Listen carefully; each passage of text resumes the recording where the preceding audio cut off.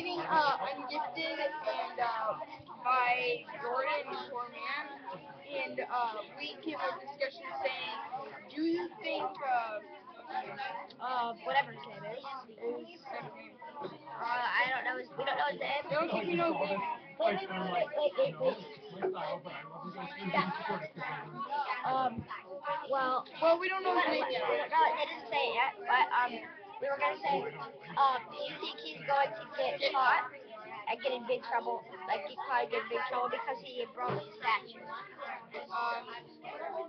Uh, I think that he's going to get in trouble and he's going to get caught because he was supposed to be in detention and the teacher is probably just like in the room next to them because he's in the video place, right, where he can see the security camera. So he might hear it and come right out and bust them. yeah, I think he's gonna get caught and he's gonna get super big trouble.